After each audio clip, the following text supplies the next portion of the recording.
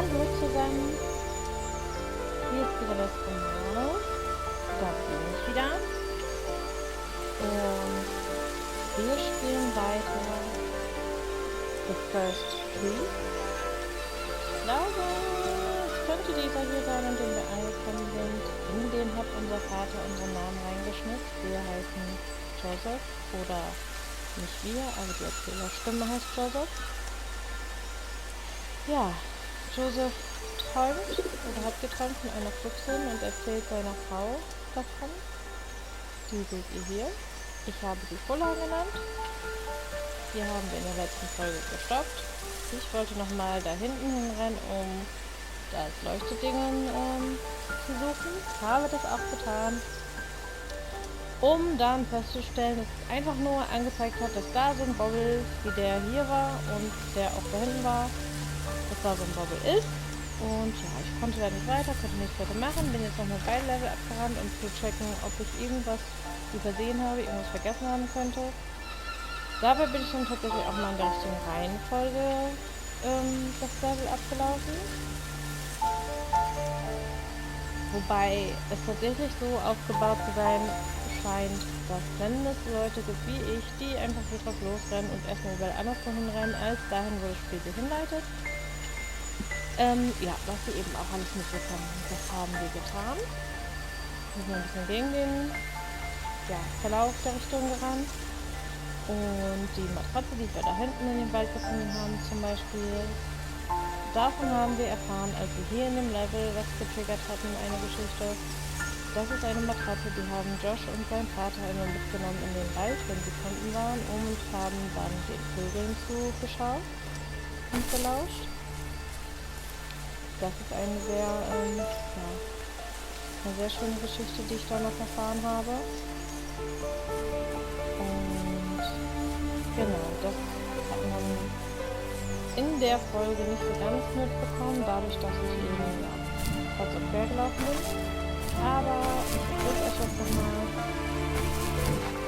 Und genau, dann haben wir eben nur diese Informationen. Ui! So fangen wollte ich nicht. Ich wollte dies hier mitnehmen.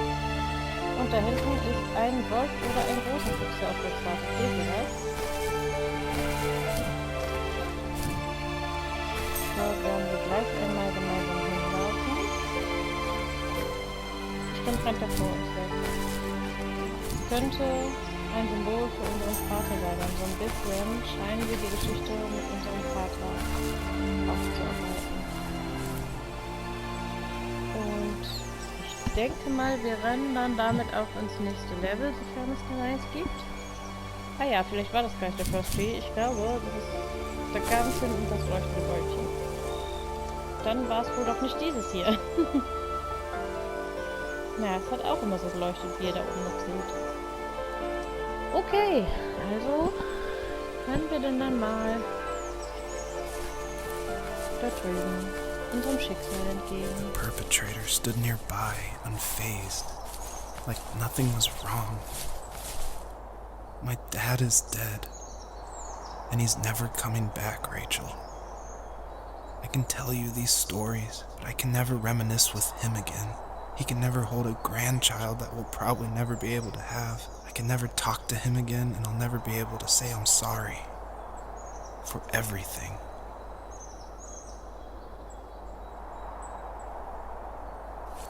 Oh je, der Vater ist tatsächlich gestorben. Ich hätte es mir schon gedacht.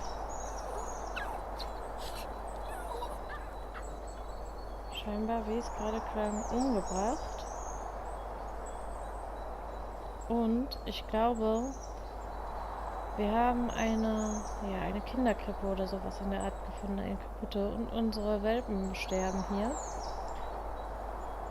Und nach seiner Aussage gerade, die wir wahrscheinlich sowieso nicht bekommen werden, die Enkelkinder, könnte es sein, dass die auch schon 2 Kinder verloren haben und dieses alles in diesem Traum hier verarbeitet wird.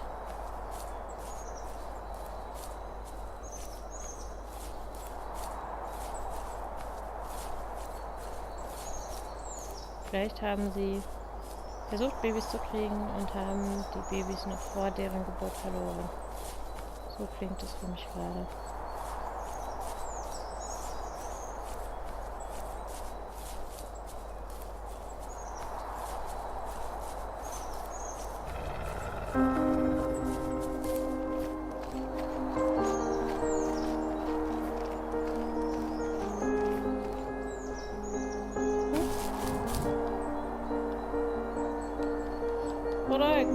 weiter runter, bitte nicht. Was passiert hier? Ich muss backen. Okay, Moment. Das ist so witzig, ist zu klein. So.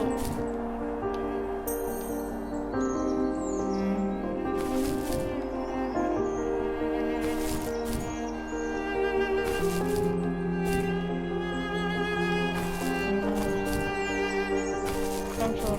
Ich weiß, wir sollen da hinterher rennen, aber ich möchte auch den Lichtpunkt umnehmen.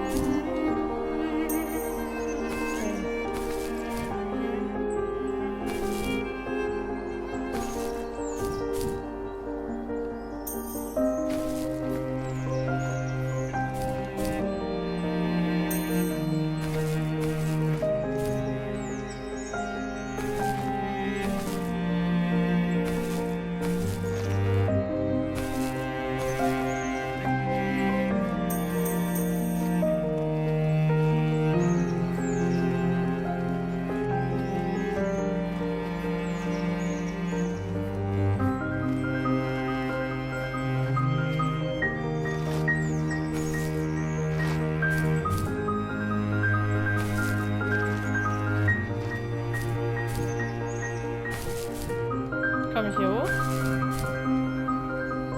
Tatsächlich?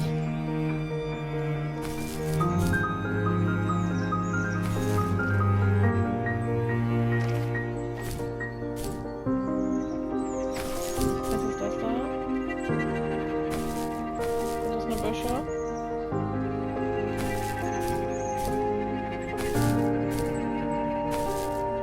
Das scheinen nur Büsche zu sein, richtig? Okay, wir rennen weiter hier runter. Da ganz hinten in den Bergen schaut noch der letzte Zipfel des ersten Baumes hervor.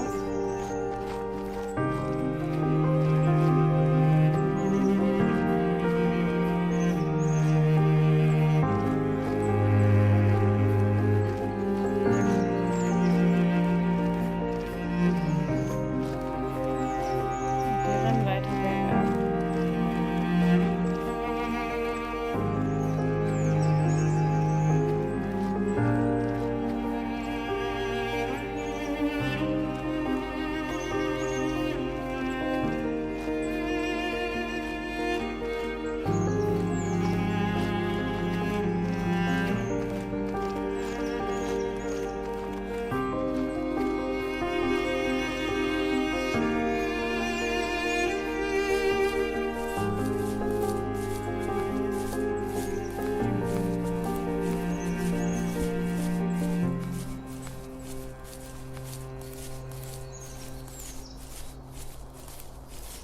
Okay, das war schön.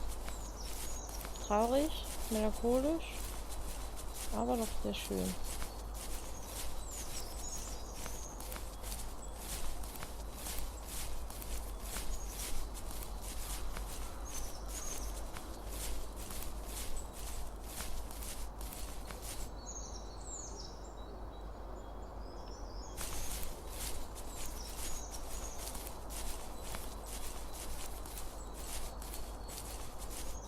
Wir rennen und rennen und rennen und rennen und können ihn aber doch nicht einholen.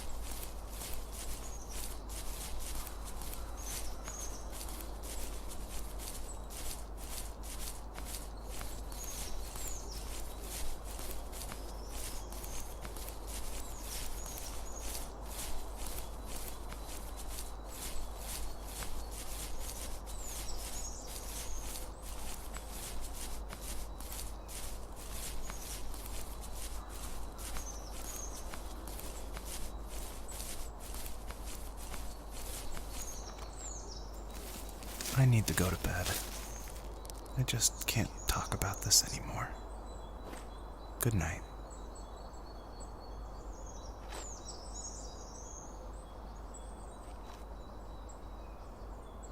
Ich weiß nicht genau, was das ist. Ich kann es nicht ganz erkennen.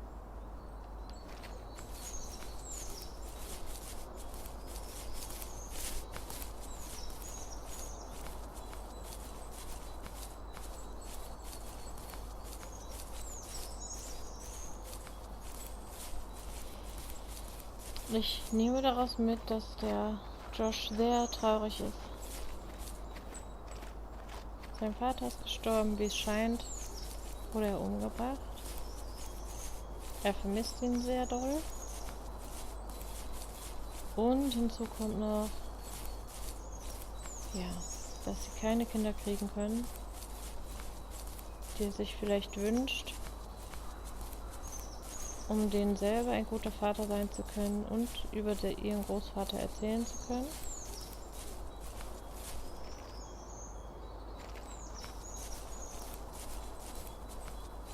Und da dieses Spiel sehr metaphorisch ist, mutmaße ich, dass es sein könnte, dass die gestorbenen Welpen, die hier sind, metaphorisch dafür stehen könnten, ja, dass sie ihre Kinder verloren haben. Oder noch nicht Kinder, aber vor der Geburt quasi. Schauen wir mal, wie es weitergeht. Es ist sehr bedrückend gerade, keine Musik mehr. Man hört zwar noch die Vögel, aber auch immer wieder diese Raben. Ja, schauen wir mal, wie es weitergeht. Da bin ich sehr gespannt. Wenn es so läuft, wie ich mir das wünschen würde, gibt es am Ende ein Happy End. Das letzte Welpenjunge hat überlebt. Josh und seine Frau kriegen Kinder. Okay, ich krieg eine Gänsehaut. Das klingt Joseph, sehr gut, you can't go to sleep feeling like this. I'm sorry for everything, and I know you need space, but I'm here for you. You don't need to feel so lost. Joseph, have I ever told you what my mother was like?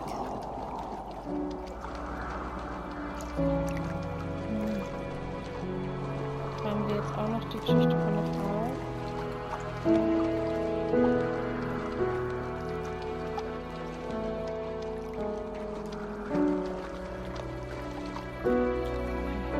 Wie wunderschön ist das bitte. Was für ein tolles, schönes Leveldesign. Ich möchte es hier mal kurz genießen, bevor ich immer weiter stürme.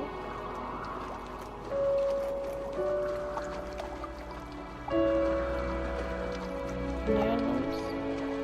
Ich glaube, eine Hirschkuh.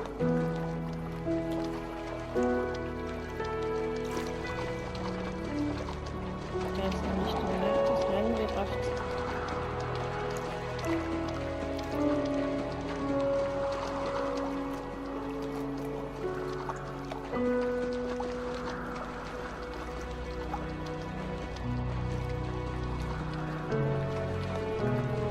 You know what it's like not to have a mom at home. And you know how hard that made my childhood. What helped me was watching the birds in the morning before the school bus came. I thought that my mother was one of those birds, and it made me want to be free like her. My mom taught me how to fold origami cranes while she was in the hospital. So I told myself I would fold one every day until I could fly myself. Hier sind die ganzen Kraniche, die sie immer gefaltet hat, weil ihre Mutter ihr das beigebracht hatte.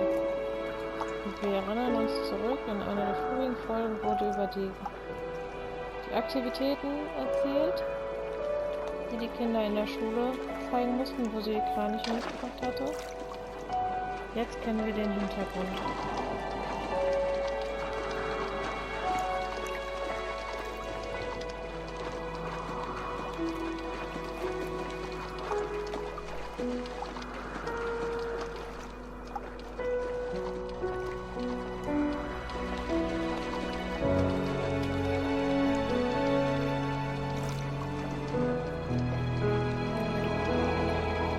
I think we both have always loved animals, and for me that love started with a dog.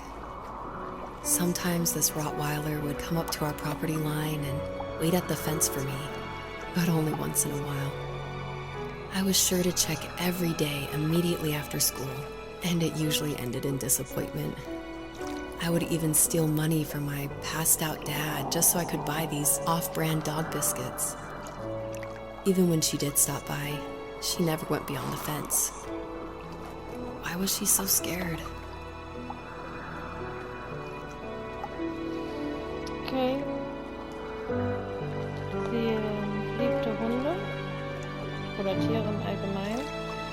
Und es startete mit einem Hund, mit einem Rottweiler, der immer an einem Zaun war. Und jedes Mal, wenn sie von der Schule nach Hause kam, ist sie direkt dahin gerannt, um zu schauen, ob der am Zaun steht. Und oftmals ist das eben nicht der Fall gewesen. Aber wenn sie kam, also die Rottweilerin, hat sie sich sehr, sehr gefreut und hat sogar ihrem Passed Out, das wurde übersetzt mit schlafenden Vater. Ich glaube nicht, dass der geschlafen hat. Ich glaube eher, der war besinnungslos, weil ich weiß nicht genau. Vielleicht hat er getrunken. Eigentlich ist Passed Out eher sowas. Wenn die Mutter gestorben ist, weil sie im Krankenhaus war, kann ich das auch verstehen. Ich weiß nicht, verstehen nicht, aber sowas passiert dann ja leider häufiger. Ja, sie hat sich jedenfalls mit einem Rottweiler angefreundet. Der Hund kam aber nie über diesen Zaun oder weiter als bis zu dem Zaun und sie hat sich gefragt, bevor der Hund Angst hatte. Achso, und sie hat dem Vater Geld gestohlen, um die billigen Hundeleckerlis zu kaufen, um dem Hund welche geben zu können.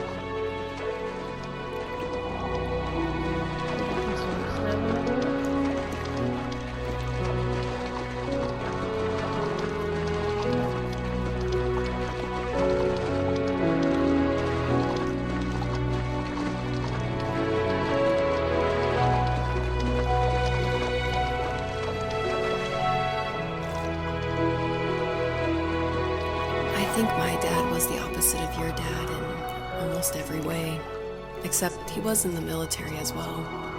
He coped with alcohol of every kind. The trailer started falling apart, he got angry, and I withdrew. More and more I became the weird, quiet kid who made lots of origami birds and carried talk biscuits around. I think we were pretty similar when it came to being the weird kids. And that same sincerity in college was one of the reasons I was so drawn to you. Ja, wie schon vermutet, der Vater hat getrunken. Jegliche Art von Alkohol hat er verwendet, um mit dem Verlust der Mutter fertig zu werden. Sie meint, er wäre genau der gegenteilige Mann gewesen zu dem Vater von Josh. Und all das hat sie dazu gebracht, immer ruhiger zu werden und das verrückte Kind zu werden, das immer Origami Kraniche faltet. Und genau diese ruhige Ernsthaftigkeit hat sie dazu veranlasst, sich zu Josh im College hingezogen zu fühlen. Schauen wir mal, wie die Geschichte weitergeht.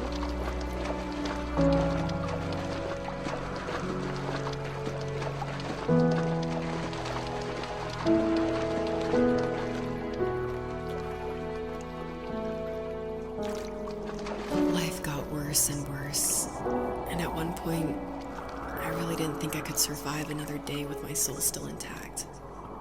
I had no real friends, let alone neighbors, since we lived in the middle of nowhere. I should have talked to my teacher, but I was scared what he would do if he found out. As I waited for the school bus one morning, I walked around until I found something in an abandoned shed. Something I can't put into words.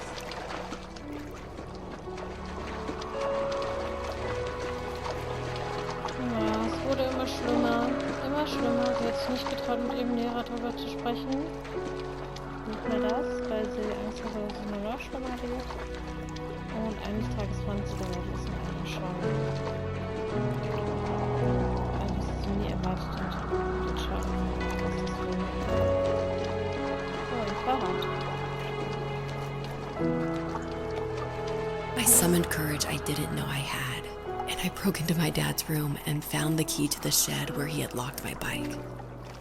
I'll never forget that feeling. The wind rushing by my ears as the sun rose over fields of wheat. I was flying for the first time. I biked as far as my legs could take me until I found a house that felt friendly, and that felt like home. Those strangers helped me in so many ways. And if it wasn't for them, I wouldn't have found my foster family. And if it wasn't for my parents, I wouldn't have met you. Okay, sie hat in der Scheune ein Fahrrad gefunden und hat den Schlüssel ihres Vaters geklaut und ist mit diesem Fahrrad abgehauen von zu Hause. Sie ist weggefahren, soweit ihre Beine sie tragen konnten. Soweit, bis sie ein Zuhause gefunden hat, das sich nach einem Zuhause anfühlte, wo Leute waren, die sie geliebt haben. Und diese fremden Leute haben ihr geholfen, offensichtlich auch eine Pflegefamilie zu finden, in der sie, ja, gut aufgehoben war und dank der sie Joseph gefunden hat. Schauen wir mal, wie es weitergeht. Auf jeden Fall zwei sehr traurige Seelen, die sich da gefunden haben. Aber auch sehr starke Menschen, sowas formt.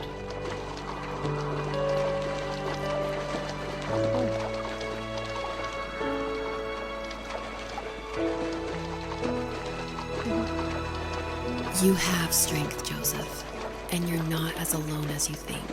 Sag ich. It's all just so pointless.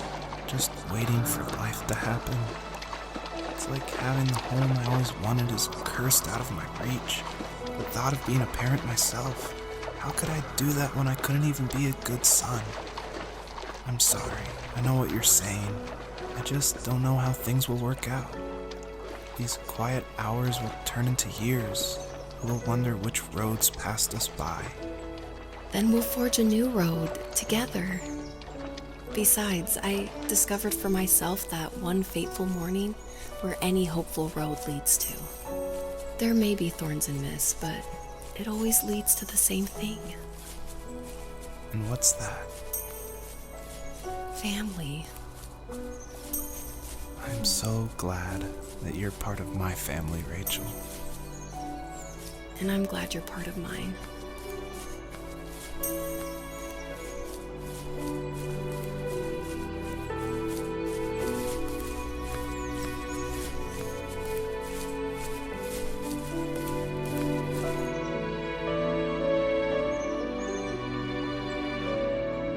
Wir haben die Berge überstanden.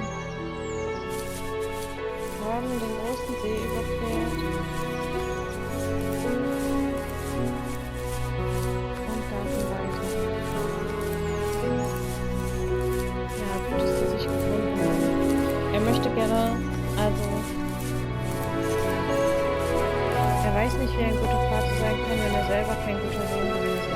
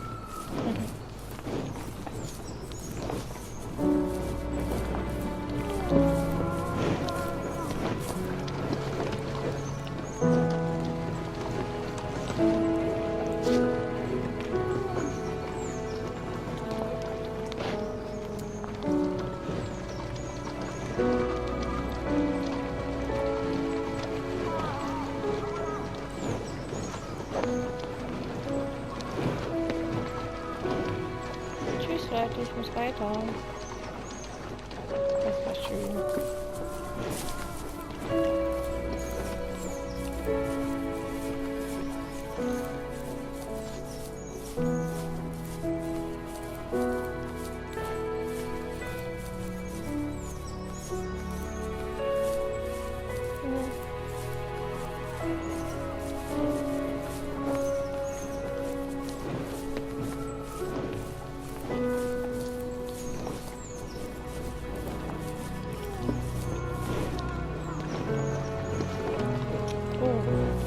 Schreit da etwa ein Welpe? Ich höre Geräusche in der Ferne. Könnte das ein schreiender Welpe sein? Oder sind das die kleinen Rehe hier? Dieses Geräusch, hört ihr das? Machen Rehe solche Geräusche? Oder Hirsche? Oder was auch immer das ist? Wild?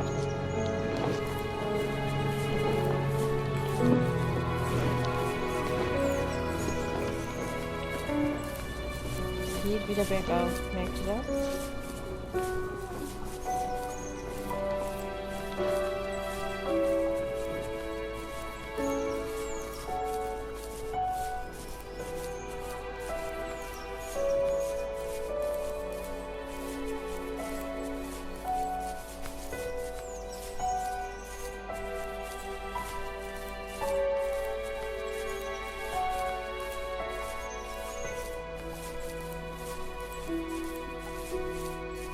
Okay, das waren die Rehe, die Geräusche. Sie hören nämlich auf. Wir kämpfen uns wieder bergauf.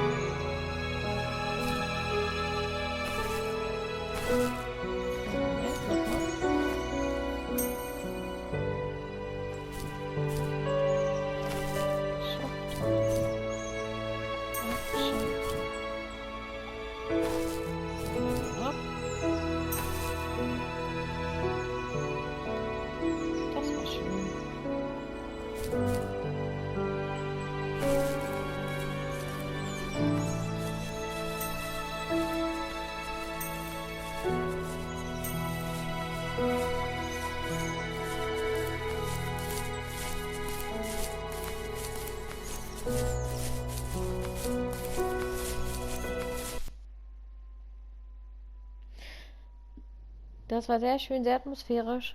In diesem Fall gerade finde ich es ein bisschen schade, dass diese tolle Stimmung durch diesen Ladebildschirm unterbrochen wurde.